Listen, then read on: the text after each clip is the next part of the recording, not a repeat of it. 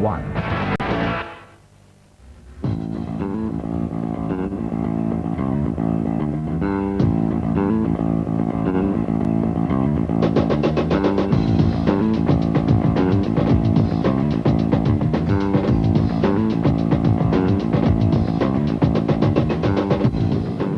Costs £19 million. It has a capacity of 42,000. Hello and welcome to Sunderland Stadium of Light, the 12th new football arena to be built in the past decade, and by far the biggest. There's a night of celebration here to mark the official opening, culminating in a match between Ajax, 4 times the European champions, and Peter Reid's Sunderland. It's the start of what everyone here hopes will be an exciting chapter in the history of this famous North East club, which completed a short but nonetheless emotional move during the summer. Roker Park was Sunderland's home for the past 99 years. Opened in 1898, it hosted some magnificent matches and some huge crowds, particularly in the 1930s, when a record 75,000 turned up for an FA Cup tie against Derby. But 7 years ago, plans for a brand new ground were drawn up, and in the past 12 months, the site of Wearmouth Colliery has been transformed into the Stadium of Light. While just up the road, after an emotional farewell, the lights went out for the last time at Roker Park.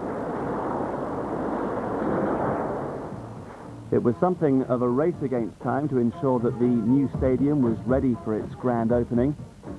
Building work continued until the last possible moment before a temporary safety permit was issued, but the deadline was met, and we can now take a closer look inside with our reporter Alan Bentley.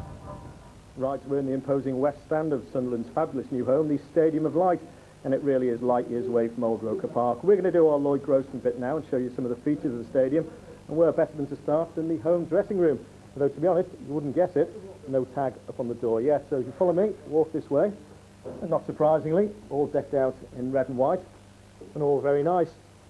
Now, some big advantages to these dressing rooms: they are below ground level. That means they're much bigger, perhaps, than you'd find in many grounds. No tags, no pegs yet, all done out in very nice individual lockers. I wonder who's going to get what. And another big advantage for the home side, the away dressing room doesn't have one of these, incidentally, is that there is this sort of warm-up facility where Peter Reid can bring the boys just prior to them going out on the pitch. And when it's ready, as you can see, we're not there yet, although if you've been here a couple of months ago, you'd be astonished that we've made so much progress. Peter Reid will be giving last-minute instructions out to the players in here before they do go out onto the pitch. Will that make a difference, I wonder? Come on, we'll go through this way again. All very nice, red and white as we said, and all very high-tech, all very light and airy. We'll go now through to the shower facilities. On our right we have a very nice shower room. No plunge baths, incidentally, in the modern stadium.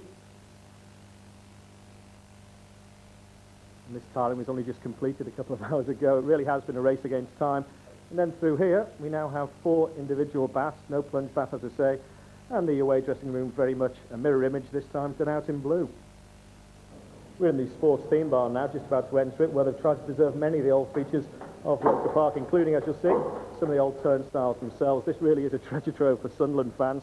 All sorts of shirts and memorabilia decked around the walls. I can see even Bradford Park Avenue up there, West Brom, 1 or 2 others as well. And if we swing round, the Oxford, Manchester City. But above me now, there's a Liverpool shirt. Now, Liverpool play a very important part in Sunderland's history. They played in the very first and the very final game at Roker Park itself. Moving along still further, the Newcastle shirt, we'll leave that one for now, won't mention that one. We have the clock from the clock stand. What an old timepiece that is, wrong time mind you. And over this side now, we have all sorts of cuttings from Sunderland's glorious history. You can see there the Sports Echo, Sunderland going up. Let's hope it's not too long before we see another one of those. We'll carry on our travels. Shamrock Rovers AFC, nice pennant from them. Now if we can try and look up towards the ceiling, I don't know if we can pick this one out, but up above us now we have the wheelbarrow which used to bring the programmes to Roker Park all those years ago. Also up there the letters which said welcome to Sunderland, welcome to Roker Park, and we have the old corrugated tin roof as well, that they've tried to preserve, as I said, as many of the old features from Roker Park as they could. We'll carry on walking. I can just tell you, facilities here for 1,200 parking spaces for 250 disabled spectators. We also have 54 executive boxes, all hidden within this west stand. And as 1 or 2 spectators start to come in, I think it's about time that I had a drink, so we'll leave it at that for now. We're out now on the pitch, and continuing the theme of maintaining the tradition of Roker Park, I don't know if you can see this, but there are 2 areas of turf taken from Roker Park itself on which the ashes of so many devoted fans were sprinkled. As for the new playing surface, well, it really will rival the best. All sorts of high-tech wizardry here. There's 25 miles of undersoil heating, and would you believe, just below the surface of the grass, there are sensors which not only trigger that undersoil heating, but also, wait for it, they'll ring the groundsman if it does get too cold. Astonishing stuff. But you have to say that unless Sunderland do build a team that can really do this stadium justice, in all honesty, it won't matter one jot. Well, the supporters had to swallow the bitter pill of relegation last season, but 42,000 of them couldn't wait to take up their new seats in their new home and usher in a new era. The name of the ground hasn't met with universal approval, but the stadium itself has impressed everybody and received a suitable baptism. And the blessing of God Almighty, the Father, the Son, and the Holy Spirit be amongst you all this night and well into the future. Amen. The man who's masterminded the development of the new stadium is Sunderland's chairman, Bob Murray. Well, it's been a long, hard slog, Bob, but you're finally here. Yeah, 7 years it's taken, exactly. We're here in style. Brilliant. Was there any moment of doubt in your mind? No, it's been hard to do it. It's not the easiest job in the world.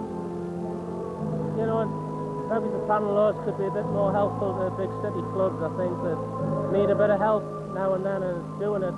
Because it's all about safety and the future prosperity of the city. So it's been a hard road, but I've really enjoyed it. Would you prefer to say the memory of Roker Park will never go away, though? The memory, Roker Park's had 100 years. The first 50 were pretty good. The last 50 weren't so sparkling. So really, we're trying to emulate the first 50 years of Roker Park here. And we really want the stadium to be a platform, a stage for the club. And we must get back in the Premier League. The Premier League's the only place to be. And when we get there this time with this stage, surely we'll not go down again. Promotion may be the overriding ambition come the new season, but for the moment at least there's no pressure, simply a chance to celebrate, and there was no shortage on the entertainment front. A number of artists on view.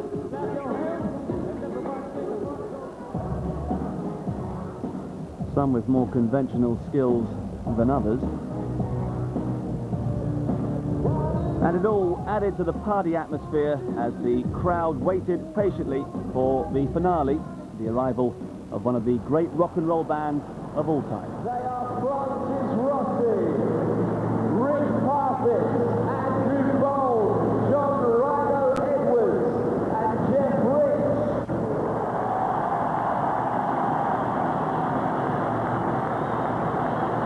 Sunderland status quo! Rick Parfitt performing for the first time since his heart bypass operation. He was in good voice, so too the supporters, and likewise our commentators for the match itself, Alan Brazil, and first of all, Rob Hawthorne. Well, the ground has been blessed. Status quo have performed, but now the crowd hushed in anticipation of the arrival of the two teams. And here they come into a cauldron of an atmosphere led by referee Jeff Winter.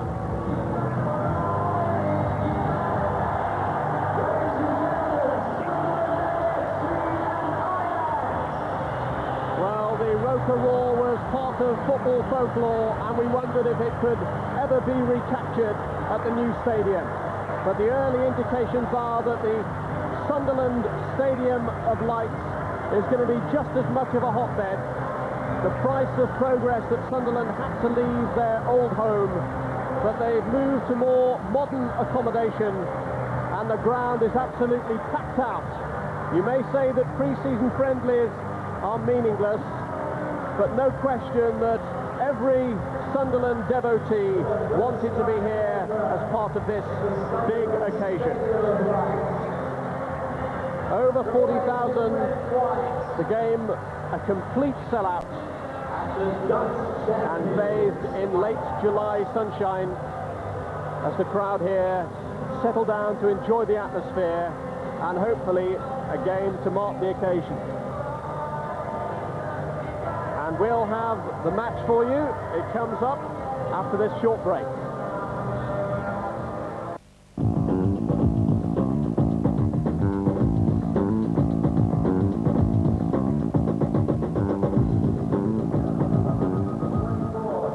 Welcome back. Let's take a look at the two teams for tonight. And Sunderland's includes 7 of the players who figured in the last league match at Roker Park 88 days ago. Andy Melville and Martin Scott, who suffered injuries at the end of last season, are 2 of the exceptions.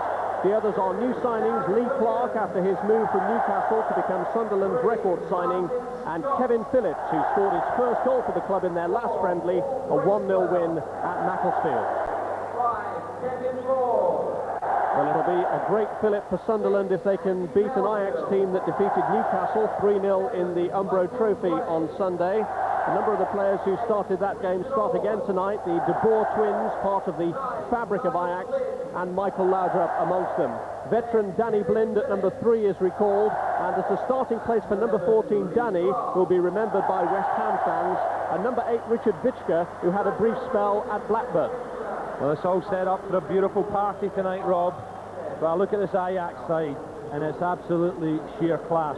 They're hurting. Last season, they gave up the championship to PSV, and believe me, they are looking to bounce straight back. Laudrup, great player. Danny, looking forward to see him. And the De Boer twins, top class, absolutely out the top draw.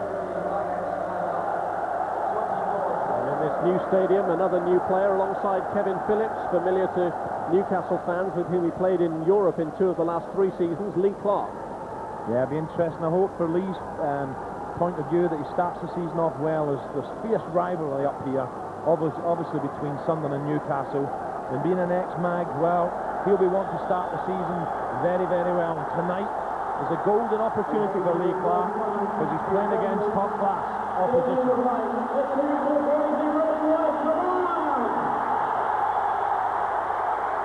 Well, the noise here is absolutely phenomenal. Players can score directly from the kick-off this season. I wonder if either Kevin Phillips or Niall Quinn will be tempted to have a go just to christen the new stadium in spectacular fashion. Doesn't look that way from their body language. I think Niall could head the ball that far, but not kick it that far. And Sunderland Stadium of Light is officially opened with the first match here kicking off. It's Sunderland's 7th home, and they hope that there'll be light at the end of this season with a return to the Premiership after the darkness of relegation at the end of the last campaign. I think the Ajax players, Rob, this is no friendly. You can't play a friendly with 42,000 people screaming. Desperate for early success here at the Stadium of Light. Here's Michael Laudrup, and this is Danny, the former West Ham player. Danny Blind. And the distinctive figure on the right-hand side of defence, Mario Melchiot. You mentioned Danny Blind earlier. I can't believe he's still playing, Rob. I used to play against him in the Amsterdam tournament. What has he done right that I done wrong? Must be a veteran then if you still played against him. Yeah, he's an excellent player, kept in good shape, good sweeper.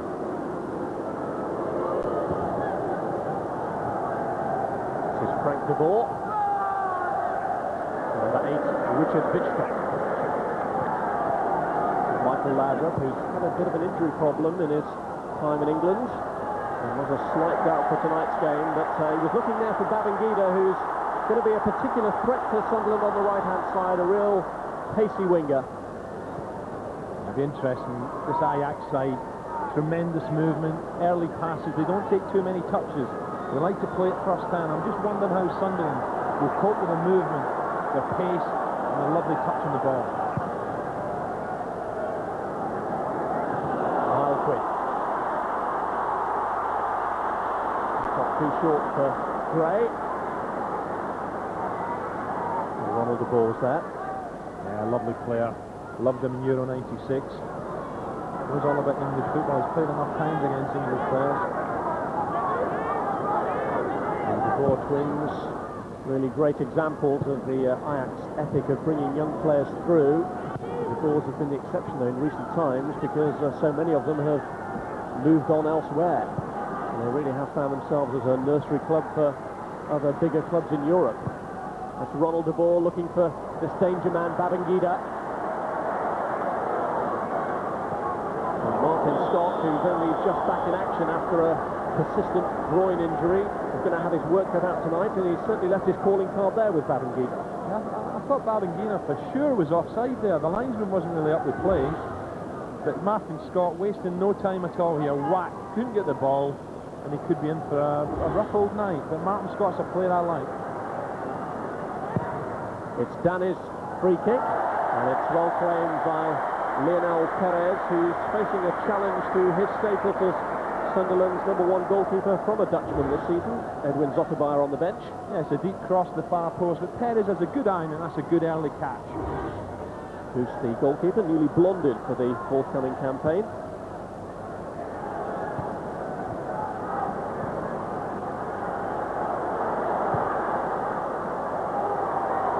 Here's Darren Williams.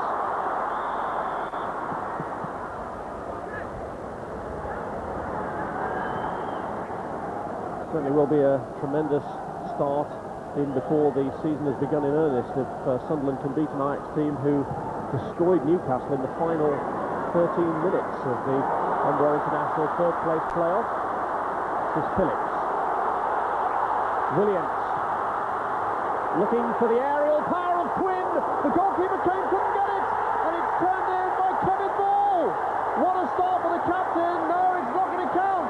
He thought he got the first goal at the new stadium, only to see Jeff Winter chalk it off. Well, I thought the referee was allowing that.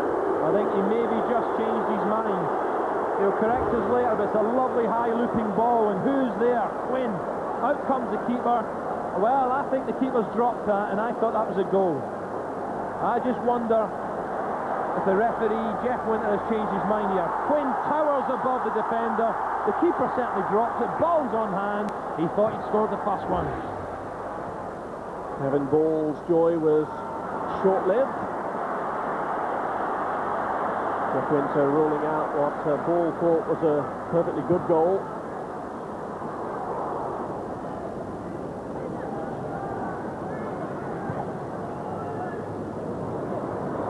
Well, left by Sebon for Babangida. This is Danny. Excellent work from Danny. Superb run. I just wonder, Rob, did he try the chip there? Superb play there from the Portuguese star, Danny. Lovely, nimble footwork.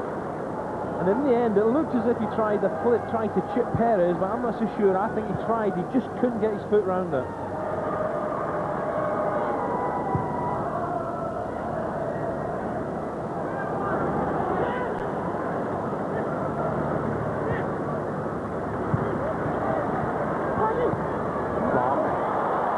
Williams. Oh, he's nutmegged Laudrup. Beyond Phillips, but Gray's coming in. Yeah, good stuff. Michael Gray arriving late at the far post. Couldn't quite keep the ball down. I think the angle was too acute, but what a nice run from Darren Williams. And he's certainly not scared about the reputation of Michael Laudrup here. Just nicks it past him, beautiful. Now tries to whip it across the goal, maybe a bit high, but Gray arrives, but can't get it back across. Gray, a real danger coming in from that sort of angle. He actually got the club's first goal in the Premiership last season against Nottingham Forest. Sunderland won 4-1 on the opening day of the campaign, but the season didn't end too happily for either club.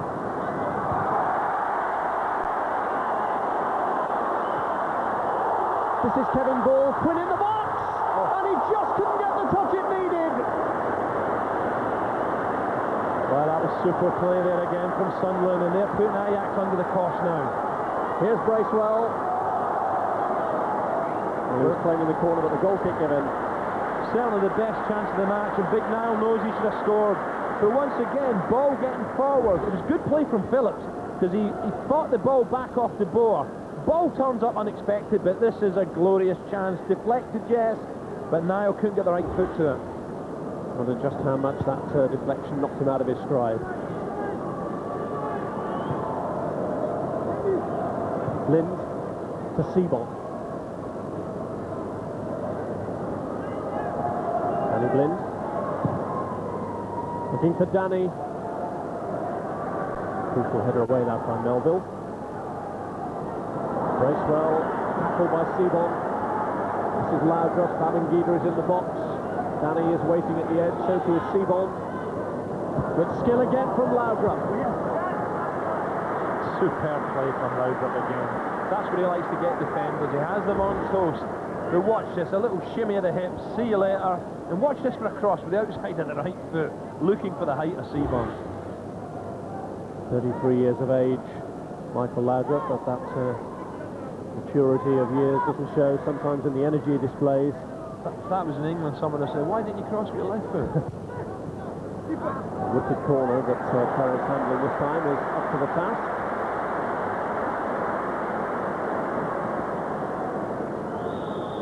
Don't forget, the Scottish football season kicks into life this weekend. It's live on Sky Sports 1 with Celtic's opening game against Hibernian on Sunday at 12 noon from Sky Sports 1. Now the referee has penalised Lionel Perez for holding onto the ball for too long. Now there's this instruction to referees this season where the goalkeeper isn't supposed to hold on to it for longer than around 6 seconds, and Jeff Winter has punished Perez for disobeying that instruction.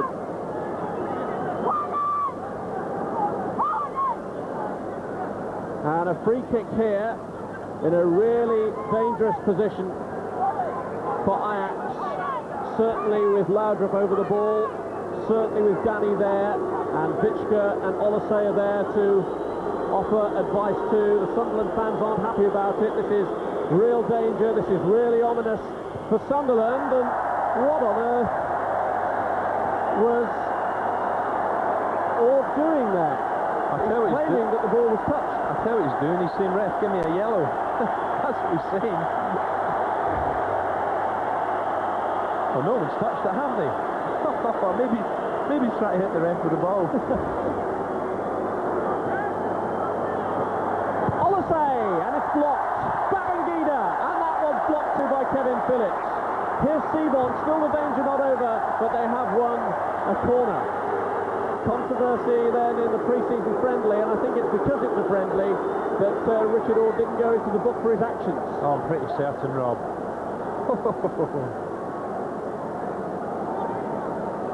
He decides there that the referee saying, no, I've got to abide by the law, and it's his first game this season. Here's Danny with the corner, Olasey going for it, and Perez somehow managing to just get it away. And here's the opportunity of a break on for Kevin Phillips. Played back by Danny Blind. That was quite incredible, wasn't it? And we're going to see this, aren't we? You know, Jeff Winter deciding, no, I'm sorry, you can't do that, Perez. Well, after the recent introduction of the back pass law, life is certainly being made more and more uncomfortable for goalkeepers this season. Not only this instruction about how long they should hold on to the ball, but they can't pick up throw-ins back to them anymore. Where I think it's going to be difficult, Rob, is when a goalkeeper makes a flying save and has to bounce up quickly and get rid of it.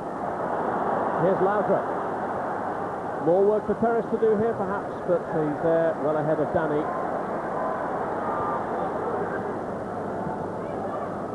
Bracewell.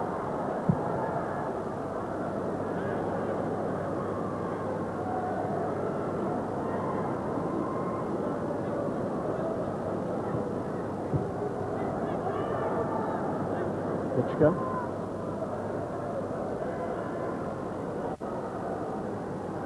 Danny Blind.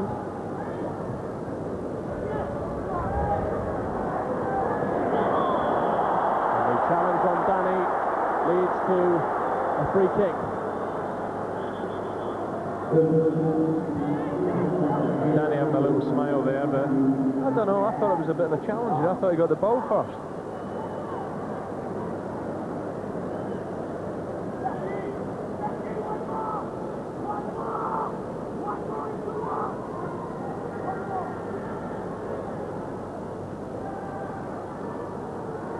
Deliberations over the taking of this free kick. Time running out in this first half for Ajax. 7 minutes to go to the end of the first 45, and there's a good firm hit by Frank de Boer. Yeah, he can hit them, De Boer, can't he?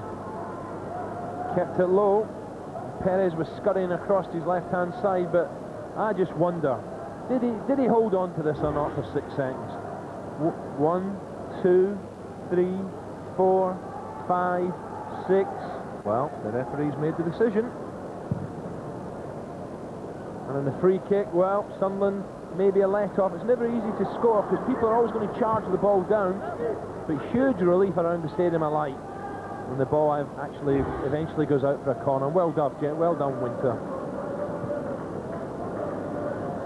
Don't forget that Sunday Scottish football is part of a double bill for you on Sky Sports 1, because Manchester United against Chelsea in the Charity Shield follows at 2:30, and then on Monday it's back to Scotland for Rangers' opening game of their campaign for 10 in a row, and their season starts against Hearts.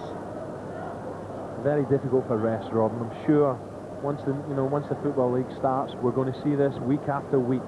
It's a difficult decision for rest.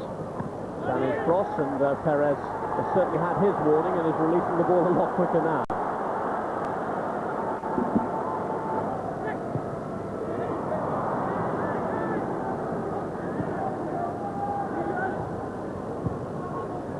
Abangida looking to make the breakthrough for Ajax, and Sebon almost given an opportunity. Laudrup is, and it's just wide.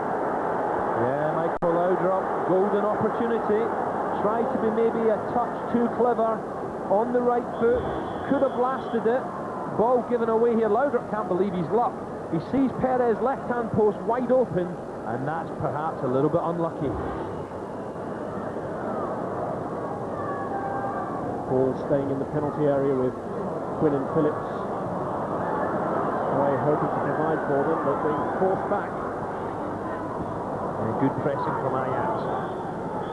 And there goes the half-time whistle, so no score, even though Kevin Ball thought that he'd got the first goal at the Sunderland new Stadium of Light. He did have the ball in the back of the net just 5 minutes into the game, but Quinn's challenge here was judged illegal, and Ball's joy, having delivered the ball into the back of the net, was short-lived as Jeff Winter ruled it out. Niall Quinn did almost open the scoring, but the deflection completely deceived him. And then Michael Laudrup had an opportunity for Ajax right near the end of the first half, and that was just off the mark.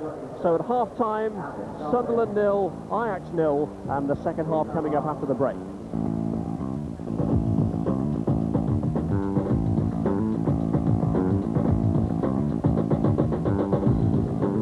Welcome back, and for this second half, Sunderland have made 3 changes, including one in goal, where Edwin Zutabaya, a Dutchman, comes on to face his fellow countryman. He replaces Lionel Perez at half-time, and 2 outfield substitutes as well, because on the coming Michael Bridges nearest to the camera and Alan Johnston, number 13. Off go Kevin Phillips and Paul Bracewell. The most significant change that you will have noticed is the strip. This is the new 3rd strip for Sunderland, which they're unveiling this season, and Ajax have also changed their outfits in their more traditionally recognisable red and white. So off we go with the second half. No score at half-time, and no changes made in personnel by the Ajax coach, the Dane Morten Olsen. Referee Jeff Winter at the centre of much of the controversy in the first half. We'll get the second underway.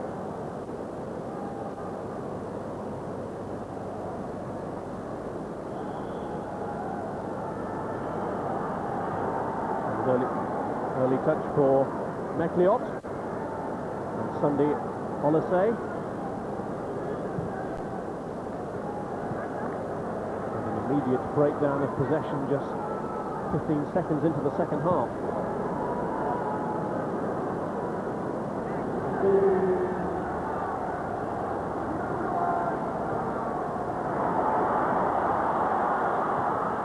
Bridges, the new man, looking for this ball from Quinn, and Gray coming in to follow it up. Bridges, Melchior blocks it, and the goalkeeper pounces. Very unlucky from Bridges, and since he's come on, Rob, this fella's a live wire. Loves to play in centre-half shoulders, wants the ball in behind him to use his pace, and that was so nearly the opener. Gray again coming in, doing his job well. Gray maybe hesitated slightly, tries to drive it across, and that's a little bit unlucky. Bridges with a backflip.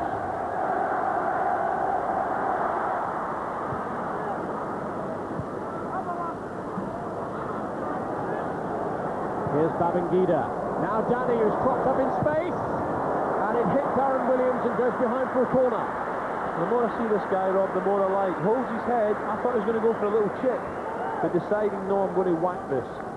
But once again, it's a nice build-up from Ajax. They're now beginning to open up the Sunderland defence. Danny, plenty time, but good defending from Williams. Well, Danny's effort was set up by Babangida, and that is going to be his last contribution to this match, because he's being substituted, and on in his place is coming 26-year-old Dean Gore, newcomer from FC Groningen, who played at another of the big three clubs in Holland. He used to be at Feyenoord.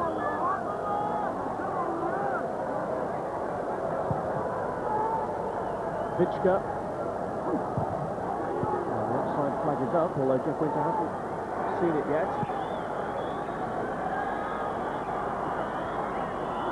The assistant has kept the flag raised, and Jeff Winter, having noticed it now, draws play back. Well, it was a substitution against Newcastle that turned things around and started the goal flow for Ajax at the weekend. I wonder if the new man Gore can provide a source of inspiration.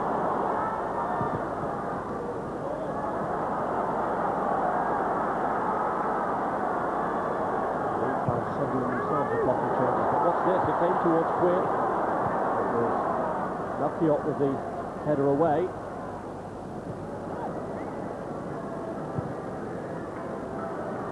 Number 11, Laudrup. Danny pushing up ahead. He's starting to turn up in dangerous positions.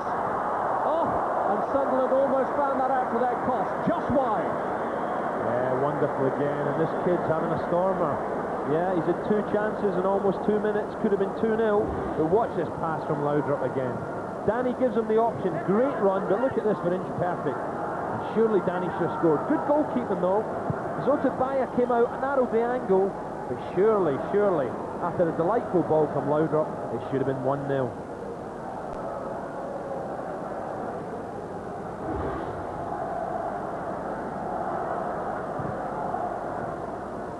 Sunderland now have got to somehow get forward, even if it means a few long balls. They've got to get Ajax in the back foot. And here comes Alex Ray, looking for Quinn. Well, they were struggling to get there, but in the end, Van der Sar did. Yeah, that was a great attack, wasn't it? Quinn suddenly thought, aye, you know, I'm going to get a touch of the ball here. Good ball from Ray. Doesn't even look up. He knows we'll get 2 against 1, but good goalkeeping from Van der Sar. Ray just pings it across the goal. But look at the goalkeeper getting down smartly.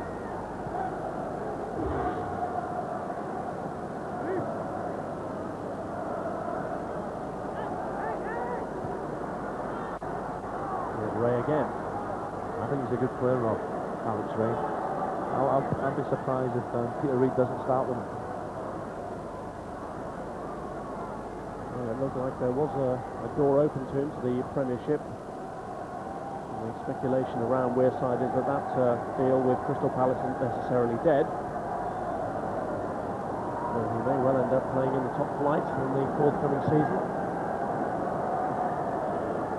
That's once again saying, come on, out you come and get the ball. Trying to just prize him behind the Sunderland defence. Danny. I think he's been the biggest threat, Rob, this fella here. Tricky little ball player, lovely balance and skill. Perhaps could have had a couple of goals tonight, but not scared, as we've seen earlier, to have a strike on goal.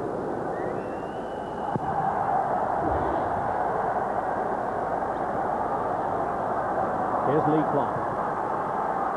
Quinn. Setting Bridges off on a chase. Before tidying up. Lynch. Good applause from the crowd here. I think they acknowledge the Dutch skill factor, how accomplished they are on the ball. I've watched them early on, Rob, before the game started, keeping the ball up and circling never dropped it once. Great skill factor. Mark Mawson, on his arrival, decided he was going to keep up the traditions. Their Ajax is good, quality football, and even though to an extent they've had the heart ripped out of the team again, with Overmars going to Arsenal and Kluivert and Bogar going to Milan, they've brought in some good newcomers. Possibility of a real break on here. This is Alan Johnston. Clark taking over. Williams. Clark. Quinn. And a real opening here for Johnston. And well blocked by Blind. Yeah, great defending. We talk about skill factors, but the Dutch can also defend. Frank de Boer earlier, but perhaps Johnson had a chance, and then Danny Blind.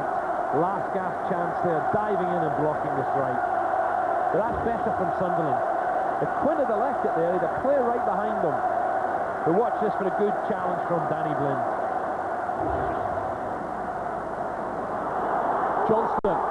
Number 12, Michael Bridges. Quinn on his own in the box. Clark was racing in to get there. Bridges has Williams outside him, but he's looking for Niall Quinn! Good save by the goalkeeper to tip it away. Yeah, he's just tried to look it over the keeper, Van der Sar. He's disgusted with his defenders, but Niall Quinn was crying out for it. Give me it, I'm on the far post. And he just tries to lob it over the keeper. Beautifully flighted ball. Quinn gets to the back. Alex raised the man just after the keeper. Very unlucky. These Sunderland players absolutely desperate to respond to the thirst that they can feel from the crowd for a goal, and a goal in the home side's favour. Well, there's another chance for Quinn now, because this is a free kick in a dangerous area. All he's praying for is a good quality delivery, saying, oh, I nearly opened the score in there. The Van der Sar is a big goalkeeper, and now Quinn tried the looping header, but here's another chance. Free kick taken by Clark. Skimming harmlessly away from Melville. And Scottish League football coming up for you this weekend on Sky Sports 1 as Celtic begin their campaign against Hibernian. That's on Sunday at 12 noon, followed by the Charity Shield from Wembley. Manchester United, the league winners, against FA Cup winners Chelsea. That's from 2:30. And then on Monday, Rangers begin their campaign for 10 league championships in a row against Hearts. That's Monday, 7:30 on Sky Sports 1.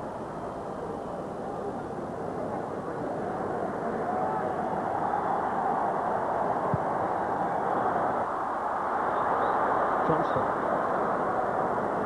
Alex Ray. Byrne. Chris Byrne, could he be the man?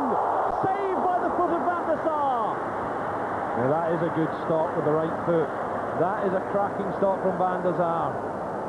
Stuck his right leg out at the foot of the post, and Byrne almost made it 1-0 for Sunderland. Good touch, a little bit wide on the left foot, but good stop. What a fairy tale that would have been if Chris Byrne, the man who was playing non-league football last season, scored in the opening match at this spanking brand new stadium. Good little spell for Sunderland now. Ajax with all the possession, you mentioned it earlier, Rob, wouldn't bring them a goal, but the answer is not yet, and Sunderland now growing in heart. Van der Sar has been called upon to make one or two good saves in the second half, notably from Quinn and from Byrne.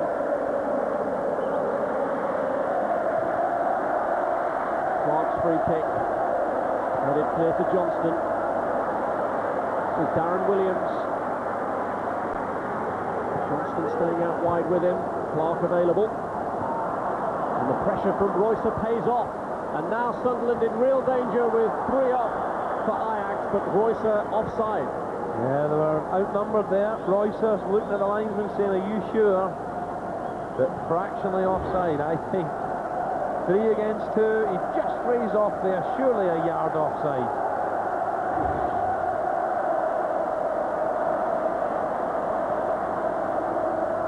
Bridges. Clark. Ajax were pushing up, Byrne was pushing forward. Van der Sar very cool in dealing with those back passes. Goalkeeper of international quality though, Edwin van der Sar. Years now he's been at Ajax. He's a little unhappy with his defence there because Byrne found himself all alone on the far left. Very unlucky. Right. Johnson. Good spirit from Sunderland, Rob. And they're under the cosh for many periods of the game, but now suddenly saying, hey, come on boys, we can win this. Good workout as well, because Ajax have made them work for the possession. Sunderland have dug in hard. They've got a pre-season friendly against Carlisle to come before their opening league fixture live on Sky against Sheffield United at Bramall Lane. And talk that there may still be more signings to come. Jody Craddock signed today. There's been a lot of talk about Peter Reid being interested in Paolo Di Canio. This is Laudrup. Can he go all the way? Michael Laudrup! Well, not enough on the finish and wide of the mark anyway. I tell you what, that was almost, I think, a touch of genius. Laudrup there, instead thinking about blasting the ball, comes right across Melville here in Ord. Look, and then he just suddenly decides to dink it to the near post, the far post I should say. And had that gone in, that would have been sheer quality. Many players might have just blasted out the right foot. He realised he was at an angle and tried to just steer it to the far post.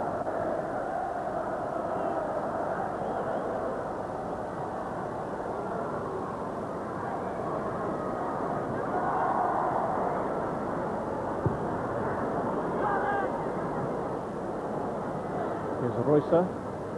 Now Blind has come forward from the back, and here's another opening for Laudrup, taking on Williams. Wide of him, wide of the goal with a shot.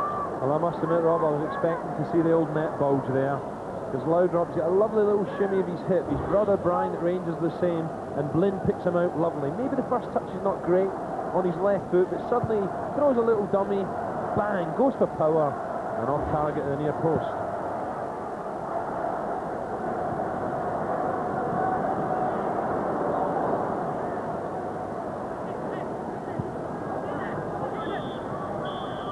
And there goes the full-time whistle, so no goals at all in the first match to be staged at the Sunderland Stadium of Light. A memorable atmosphere produced by a capacity crowd who really did everything they could to spur Sunderland on to victory, but it was not to be.